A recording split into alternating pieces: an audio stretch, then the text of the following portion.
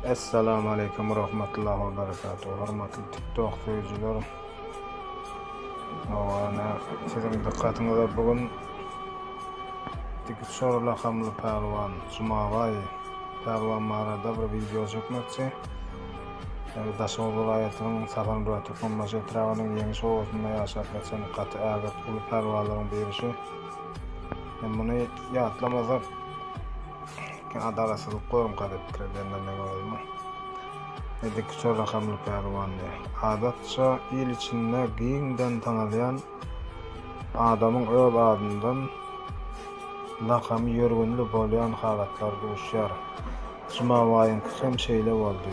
Ol kulağın adan aýdylyp takylan Cumavaý ady bilen däl de lakamy bilen meşhur boldy. Tikşor pehliwan diýen Türkmen milli güreşiniň jankörlüğüň arasynda ony tanamayan bolmady. Ýani Cumavaý pehliwan diýen haýsy Cumavaý ol Tikşor pehliwan mı diýerler.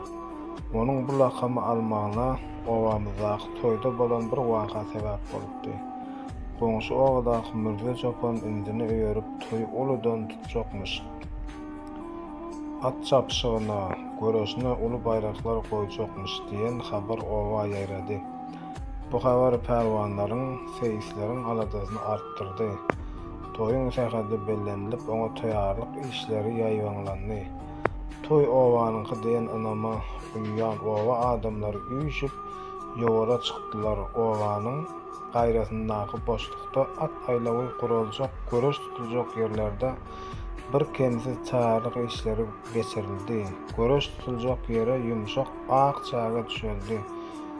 Ertir toyun tutulýan gün diýilende aýlawy baglan bedewler arkasy ýere degmedik diýilýän owazaly pehliwanlar owa doldy. Owada mehman ýetmedik, öý ýok diýen ýaldy. Mirze Çopanyň toýu adaty aýlawly göreşli toýlaryň biri ýaly. Kän bir ýatlanylmasa da ýatlanylmaz diýeni bu toýda Cumavaý pehliwanyň göreş tutuşy ony köp adamlaryň diline düşer ýaly etdi. At çapşyga başlanmazdan öň göreşiň boljak toý eglan edildi.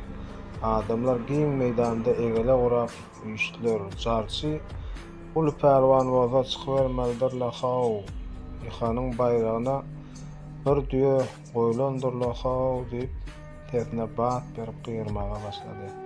Hä diýmen köpçülige gaýry ýurtdan gelen, nätans daýawlygy gowrundan bildirip duran pehliwan ortaga çykdy. Ony hemmeler tanamasa da goňşy döwletdäki bir şäherin adyny tutup plan şäherdenmiş, heni arkasyny ýere degen gezek ýokmuş.